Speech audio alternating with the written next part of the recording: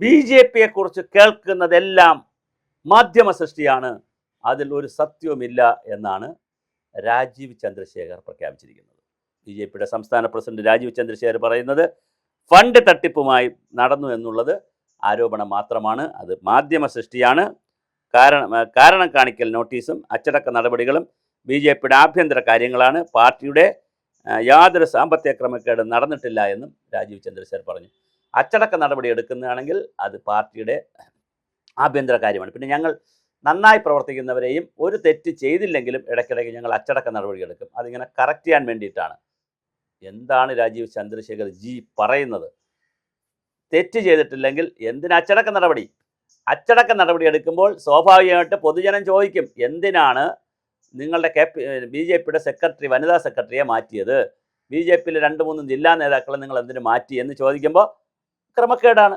അപ്പോൾ ആ ക്രമക്കേട് എന്തെന്നറിയാൻ ജനങ്ങൾക്ക് താല്പര്യമുണ്ട്. കാരണം ജനങ്ങളുടെ കൂടി പണം കൊണ്ടാണ് നിങ്ങൾ പ്രവർത്തിക്കുന്നത്. പബ്ലിക്കിൽ നിന്ന് ഇപ്പോൾ കോർപ്പറേറ്റുകൾ പൈസ തന്നാലും അല്ലെങ്കിൽ കമ്പനികൾ പൈസ തന്നാലും ബി ജെ പിയുടെ കേന്ദ്ര നേതൃത്വം പൈസ പിരിച്ചു തന്നാലും ഇതെല്ലാം ജനങ്ങളുടെ പൈസയാണ്. ഒരു പല ബക്കറ്റ് പിരിവിലൂടെ പലരിലൂടെ എടുക്കുന്നതിന് പകരം ഒരു കോർപ്പറേറ്റ് മുതലാളിയുടെ നിന്ന് വാങ്ങുന്നു എന്നുള്ള വ്യത്യാസമേ ഉള്ളൂ. എല്ലാം ജനങ്ങളുടെ പൈസയാണ്. എന്തായാലും റിസർവ് ബാങ്ക് പൈസ അടിച്ച് നോട്ടടിച്ച് ബി ജെ പിക്ക് കൊടുക്കുന്നില്ല. അപ്പോൾ സ്വാഭാവികമായിട്ട് എല്ലാം ജനങ്ങളുടെ പണമാണ്.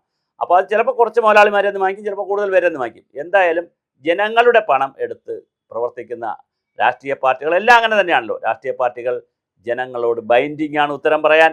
അവിടെ ഞങ്ങളുടെ ആഭ്യന്തര കാര്യമാണ് എന്ന് പറയുന്നതിനകത്ത് ഒരു കാര്യമില്ല.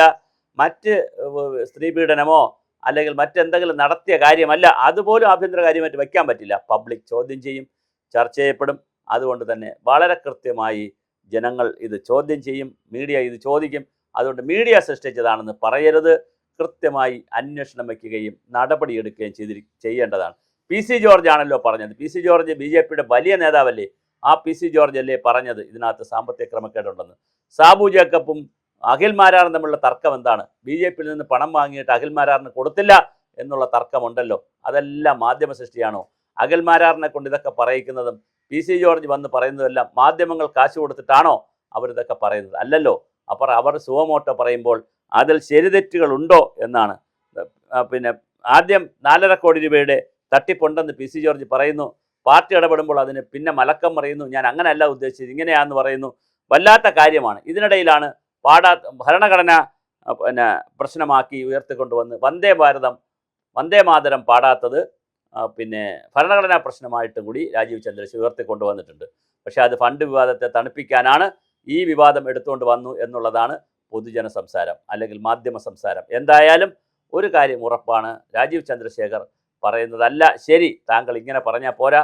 താങ്കൾ പാർട്ടിക്കകത്ത് വിഭാഗീയ ചിന്തകളും സാമ്പത്തിക ക്രമക്കേടുമുണ്ടെങ്കിൽ അത് തുറന്ന് പറയണം, അത് കറക്റ്റ് ചെയ്തെടുക്കണം. കാരണം പാർട്ടിയെ സംബന്ധിച്ചിടത്തോളം അതൊരു രാജ്യം ഭരിക്കുന്ന പാർട്ടി എന്നുള്ള നിലയിൽ പാർട്ടി ഇത്തരം കാര്യങ്ങളിൽ ജനങ്ങളോട് വലിയ ഉത്തരവാദിത്വം കാണിക്കാനുള്ള ഒരു സാമാന്യമായിട്ടുള്ള ഒരു രീതിയുണ്ട്. അത് തീർച്ചയായിട്ടും അത് ചെയ്യണം. ദേശീയഗാനം ആലോചിക്കാതിരുന്നത് തീർച്ചയായിട്ടും അത് എന്താണ് എന്നുള്ളതിനെ സംബന്ധിച്ച് താങ്കൾ അഭിപ്രായം പറഞ്ഞിരിക്കുന്നു. അത് ഭരണഘടനാ വിരുദ്ധമാണ്. അങ്ങനെ ഭരണഘടനയിൽ പറയുന്നതനുസരിച്ചാണെങ്കിൽ ദേശീയഗാനത്തെയും ദേശീയഗീതത്തെയും അപമാനിക്കാനോ പാടാതിരിക്കാനോ കഴിയില്ല. അപ്പോൾ അതുകൊണ്ട് തന്നെ അത് വലിയ കേസാകും എന്ന് പറയുന്നു. അതൊക്കെ ഇനി കേന്ദ്ര ഗവൺമെൻറ്റാണ് കൈകാര്യം ചെയ്യേണ്ടത്, ആഭ്യന്തര മന്ത്രാലയമാണ്.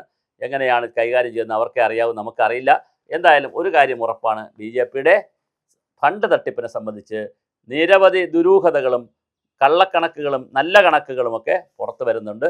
അത് ക്ലിയർ ചെയ്യാനുള്ള ബാധ്യത രാജീവ് ചന്ദ്രശേഖറിനുണ്ട് എന്നുള്ളത്, അല്ലെങ്കിൽ കേന്ദ്ര നേതൃത്വത്തിനുണ്ട് എന്നുള്ളത് വളരെ പ്രധാനപ്പെട്ട വസ്തുതയാണ്.